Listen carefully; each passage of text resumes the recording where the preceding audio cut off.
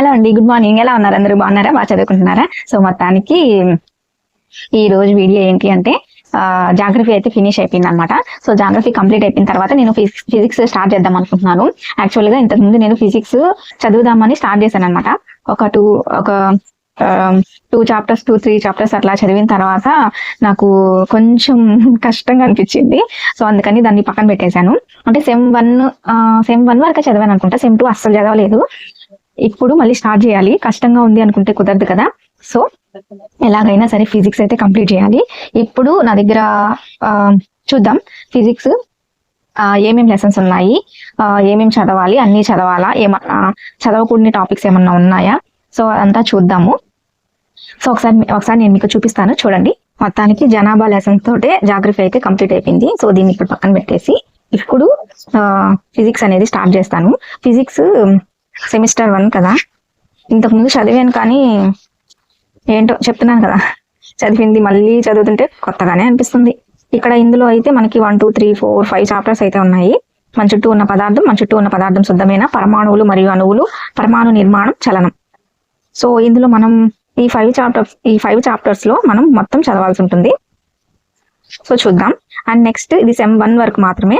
And ఇంకా sem 2 కూడా ఉంది. సో సెమ్ 2 కి నా దగ్గర టెక్స్ట్ బుక్ లేదనమాట. సో అప్పుడు నేను ఏం చేసిన అంటే ఇట్లాగా పీడిఎఫ్ చేయించుకున్నాను. అంటే సేమ్ టెక్స్ట్ బుక్ ని జెరాక్స్ తీయించుకున్నాను. సో సెమ్ 2 లో వచ్చేసి బలం మరియు గమన నియమాలు, గురుత్వాకర్షణ శక్తి, పని మరియు శక్తి, ధ్వని ఉన్నాయి. సో చూద్దాం.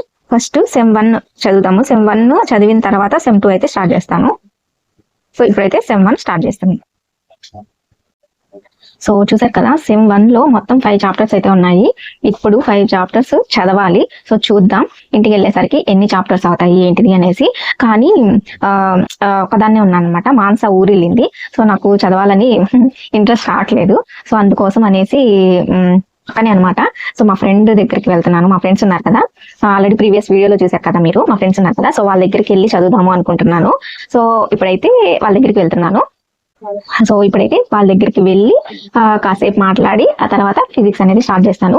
అంటే మనకి పక్కన మనం ఒక్కళ్ళమే ఉంటే చదవడం వేరు, మన ఫ్రెండ్స్ తో కలిసి చదవడం వేరు. సో మనం చదివేటప్పుడు మనకి డౌటే వస్తుంది.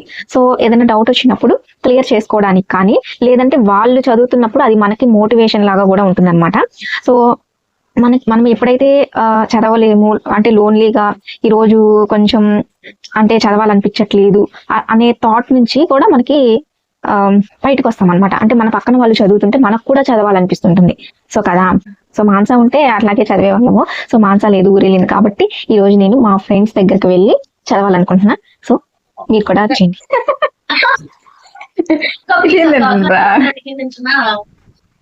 తిను, నేనేం చేసినాను.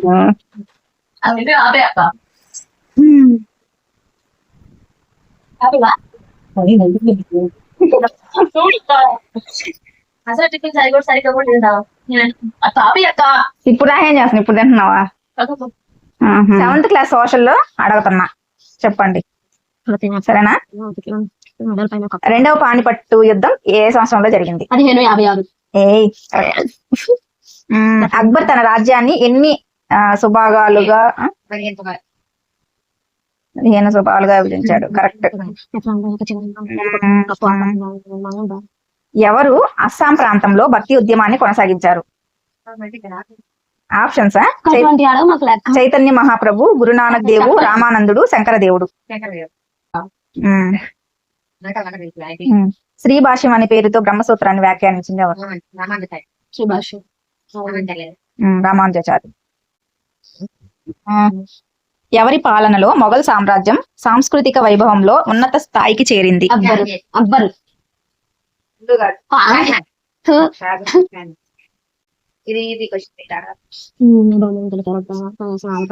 మొఘల్ సామ్రాజ్య పరిపాలనా కాలంలో ఎన్నో వంతు పంటను పన్నుగా వసూలు చేశారు? 1/6.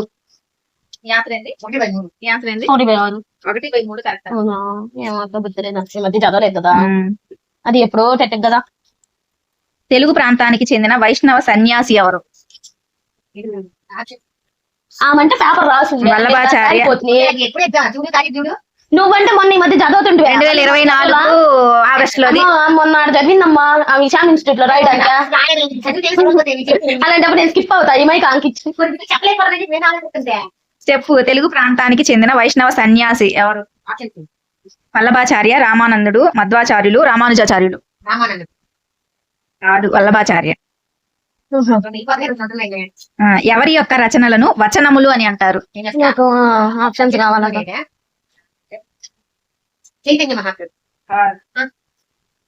ఆన్సర్ చెప్పు రామానందుడు, సమర్థ రామదాసు, వల్లభాచార్య, బసవేశ్వరుడు. బసవేశ్వరుడా? వల్లభాచార్యనా? బసవేశ్వరుడు కరెక్ట్. బసవేశ్వరుడు. బసవేశ్వర మానవులంతా సమానమే, కులం లేదు ఉపకులం లేదు అనేది ఎవరి యొక్క ప్రసిద్ధ సూక్తి? ఒకే కులం ఒకే మతం అయితే నారాయణ గురు. మానవులంతా సమానమే, కులం లేదు ఉపకులం లేదు.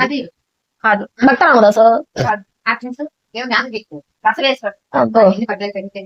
బసవేశ్వరుడు. ఛత్రపతి శివాజీ యొక్క గురువు, ఆధ్యాత్మిక గురువు? తానాజీ మాల్ సూరే, దాదాజీ కొండదేవ్, రామానందుడు, సమర్థ రామదాసు. మొదటిసారిగా భారత జాతీయ కాంగ్రెస్ ఒక రాజ్యాంగ సభ కోసం డిమాండ్ చేసిన ఇయర్? మొదటిసారిగా భారత జాతీయ కాంగ్రెస్ ఒక రాజ్యాంగ సభ కోసం డిమాండ్ చేసింది ఏ సంవత్సరంలో? 1934. చివర మెడల్ పైన కప్పం. వెడల పైన కప్పు ఆకారంలో బహుమతి గుళిక అంటారు. అడిగిన శ్రీభాష్యం అడిగిన రామానుజాచార్యులు అడిగాను. శివాజీ అడిగాను. అబ్బా అట్లా కాదు, అన్ని పెట్టుకుంటే అప్పుడే మనకు గుర్తుంటది. రాజ్యాంగ సభ చివరి సమావేశం 1946. భారత రాజ్యాంగ సభ చివరి సమావేశం ఇప్పుడు 1950 జనవరి 26, 1950 జనవరి 25, 1950 జనవరి 24, 1950 జనవరి 24, 1949 నవంబర్ 26, 1950 జనవరి 26. ముందు చెప్పినా మళ్ళీ కన్ఫ్యూజ్ అయిపోయి. జనవరి 24. రాజ్యాంగ పరిషత్ లో ఎంత మంది మహిళలు ప్రాతినిధ్యం వహించారు? 1/3 నెంబర్ చదవలేదు అక్క. 15 మందా, 11 మందా, 19 మందా, 9 మందా? 9 మంది. సంవిధాన్ దివస్ ను మనం ఏ రోజున జరుపుకుంటాం? నవంబర్ 26.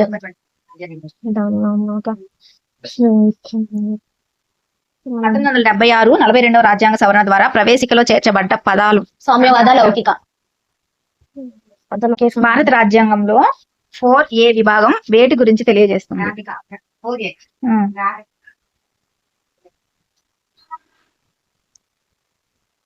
విధులు, ప్రాథమిక విధులు వచ్చి ప్రాథమిక హక్కులు.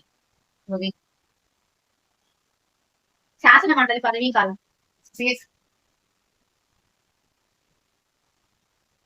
హైకోర్టు ఏ జాబితాలో? జాబితా అంటే రాష్ట్ర కదక్క. రాష్ట్ర కదా? రాష్ట్ర జాబితానా, ఉమ్మడి జాబితానా, కేంద్ర జాబితానా? రాష్ట్ర జాబితానే హైకోర్టు. హైకోర్టు కాదంట, కేంద్ర జాబితా. హైకోర్టు ప్రధాన న్యాయమూర్తిని నియమించేది ఎవరు? రాష్ట్రపతి. రోడ్డు భద్రతా వారోత్సవాలు ఏ నెలలో జరుగుతాయి? జనవరి. శాసన మండలిలో ఎన్నో వంతు మందిని గవర్నర్ నామినేట్ చేస్తాడా? గవర్నర్ నామినేట్ చేసేవాళ్ళు ఒకటి గవర్నర్ 1/3, 1/6, 1/12, 1/2? 1/3. 1/6. దానిలో ఉన్న రక్త కేసులు, బహుమతి గుళికలో ఉన్న రక్త కేసు నాలుకలతో ఏర్పడిన వాళ్ళ లాంటి జాతీయ వినియోగదారుల దినోత్సవం? డిసెంబర్ 24. అది చదివిన లెక్క. మహిళల అంతర్జాతీయ క్రికెట్ లో అత్యధిక పరుగులు చేసిన మిథాలీ రాజ్ ఏ రాష్ట్రానికి చెందిన మహిళ?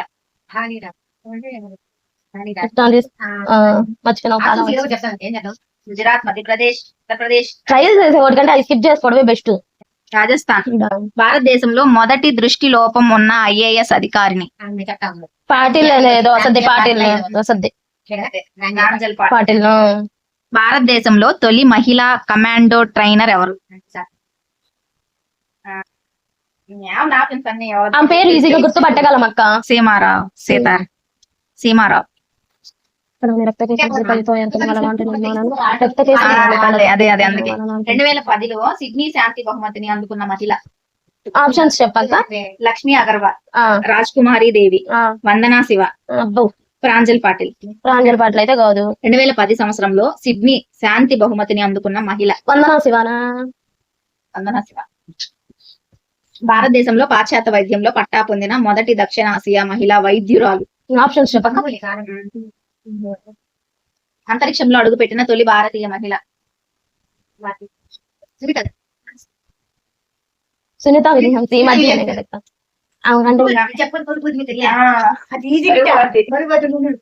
కల్పనా చావ్లా. పద్మశ్రీ అవార్డు పొందిన మొట్టమొదటి మహిళా శాస్త్రవేత్త. ఎవరంట చెప్పు ఆప్షన్స్. నందిని హరినాథ్, అన్నా చాంది, కాదంబరి గంగోలీ, జానకి అమ్మాల్. జానకి అమ్మ. Janaki అమ్మాల్ correct answer. ఎగ్జామ్ అయిపోయింది, మీరు పాస్ అయిపోయారు. అన్ని చెప్తే ఏ 1, 2 తప్ప అన్ని చెప్పు. చదువుకోండి. క్వశ్చన్ పేపర్ బాగా దొరికింది.